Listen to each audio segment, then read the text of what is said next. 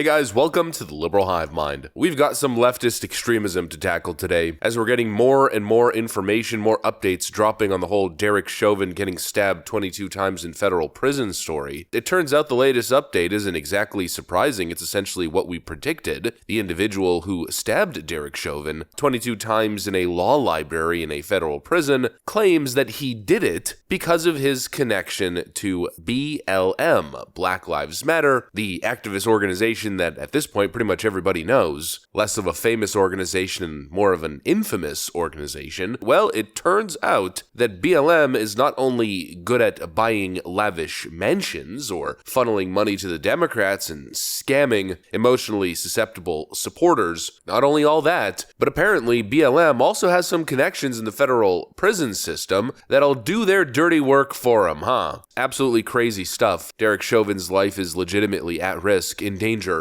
And regardless of what your views are on the George Floyd Derek Chauvin situation, regardless where you stand on the issue, we have to be able to agree that that is fundamentally wrong. And it's arguably even worse if Derek Chauvin is possibly innocent. Anyways, we've got some stuff to get into. Let's take a look at what's happening. Let's roll the tape. All right, folks, so let's take a look here. I got an article pulled up from Politico, which states, inmate who stabbed Derek Chauvin 22 times is charged with attempted murder, prosecutors say. Derek Chauvin was stabbed in prison 22 times by a former gang leader and one-time FBI informant who told investigators he targeted the ex-Minneapolis police officer because of his notoriety for killing George Floyd, federal prosecutors said on Friday. John Tursak was charged with attempted murder a week after the November 24th attack at the Federal Correction Institution in Tucson, Arizona. He told correctional officers that he would have ended Derek Chauvin had they not responded so quickly, prosecutors said. Tursak, who was serving a 30-year sentence for crimes committed while a member of the Mexican Mafia prison gang, told investigators that he thought about attacking Chauvin for a month because he is a high-profile inmate, but denied wanting to kill him, prosecutors said. Tursak is accused of attacking Chauvin with an improvised knife in the prison law library around 12:30 p.m. on Black Friday, the day after Thanksgiving. Correctional officers used pepper spray to subdue Tursak. Prosecutors said the Bureau of Prisons said employees performed life-saving measures. Chauvin was taken to a hospital for treatment. Tursak told FBI agents interviewing him after the assault that he attacked Chauvin on Black Friday as a symbolic connection to the Black Lives Matter movement, which garnered widespread support in the wake of Floyd's murder in 2020 and the black hand symbol associated with the Mexican Mafia, prosecutors said. You know, not exactly a good look. Let's continue to have a conversation about extremism, because the left keeps saying that we're the extremists, we're the criminals, but I can't seem to remember ever, really, conservatives or those MAGA extremists spreading fake news, attempting to ruin people's lives in the court of public opinion, pushing rhetoric so intensely far, making everything so life and death, so existential, creating a fanaticism and an extremism, a hatred, creating a public enemy number one, so to speak, and essentially lighting the green light, putting the target on that person's head. I can't think of an example it doesn't exist. That level of extreme rhetoric, that call to violence, call to action, does not exist in right-wing politics, but it certainly does in the world of BLM and leftist activism. The rhetoric has become so extreme. It's become, again, like I stated, so life and death that this kind of thing is pretty much predictable. It's predictable that this is the exact type of thing that would happen. I mean, what's the result when you tell millions upon millions of people that Derek Chauvin intentionally did what he did? He's a horrible, evil, corrupt police officer. He's the embodiment of American racism and the oppression of black people and did it on purpose and this, that, and the other. Even though you don't have the evidence to suggest that or to back that up, they put this man in jail. They created so much hatred, so much just vitriol around this man's name. And then, of course, what do you think happens? Their prison lackeys will then do the dirty job for them. It's crazy. It's absolutely insane. You know, I'm just going to say it. I don't care anymore. Democrats are the party of criminals. They're the party of criminal gangs and gang organizations, the cartels. Democrats constantly take the side of criminal organizations. Let's be completely real. Democrats run cover for gangs in Chicago and young youths running rampant, victimizing massive communities. I mean, you see it in pretty much every Democrat city. When it comes to the cartels in South America, they make billions off of Democrat policies and their connection to Democrat politicians. They are the party of criminals, and everything, all of this is connected. It was all predictable. It was predictable that Derek Chauvin would at minimum be assaulted. But the simple reality is that he is facing life-threatening violence every single day while behind bars, and that is thanks to Democrat rhetoric. And it doesn't just end with Derek Chauvin, it's anybody that the left perceives as an enemy. What do you think would happen if Governor Ron DeSantis was in prison, or if Donald Trump was in prison? Well, just simply look at the rhetoric coming from the left. Ron DeSantis is supposedly some sort of fascist who's burning books and stripping people's rights, and he's racist. And he's making life unbearable in Florida for minority groups, and specifically black people and LGBTQ folks. He's an authoritarian. He's this, that, and the other. The rhetoric that they use is extreme. The same thing with Donald Trump. Donald Trump is Hitler. He must be stopped at any and all costs. He's attempting to take away your constitutional rights and God-given rights. He hates black people, and he's going to come after black people and Mexicans. This is what they say, even though it's completely detached from reality. And then obviously that has some sort of real life consequence. Whether it's Antifa or BLM taking to the street, mobilizing as a result of the activism and the ridiculous rhetoric, or whether it's whatever's happening in the prison system as the left's perceived public enemies end up behind bars. It's a level of vitriol I don't think we've ever seen before. It's this hatred and this just refusal to acknowledge the humanity of people who you may disagree with.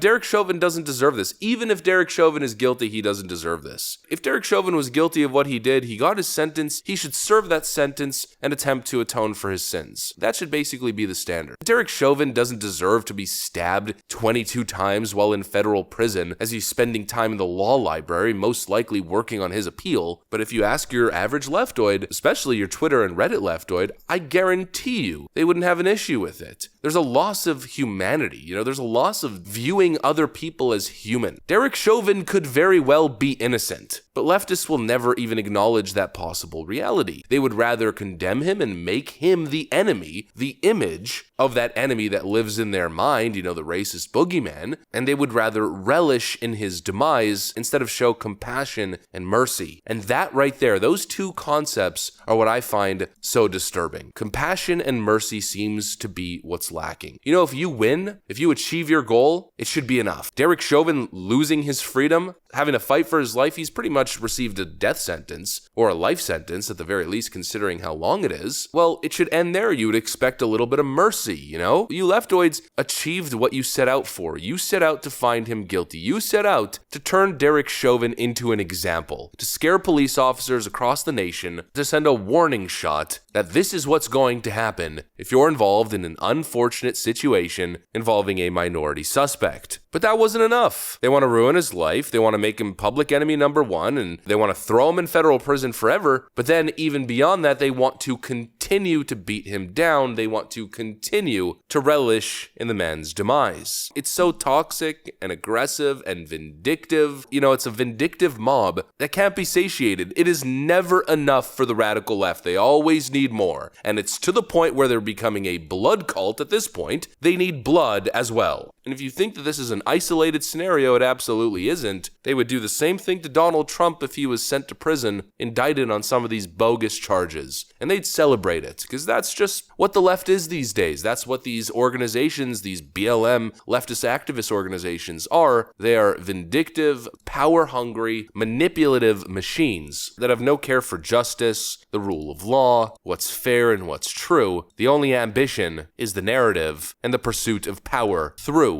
propaganda and narrative building. Anyways, that's pretty much what I got for you guys. I think it's a really sad situation, to say the least. I'm going to stand by my analysis. I'm going to stand by what I believe. I believe Derek Chauvin is innocent. I believe Derek Chauvin believes that as well, and that's probably why he was in the law library. And what's happening to the man? Well, I truly find it saddening and disheartening. Anyways, if you enjoyed the video, make sure to leave a like and possibly subscribe. Thanks for watching, folks, and I'll see you on the next one.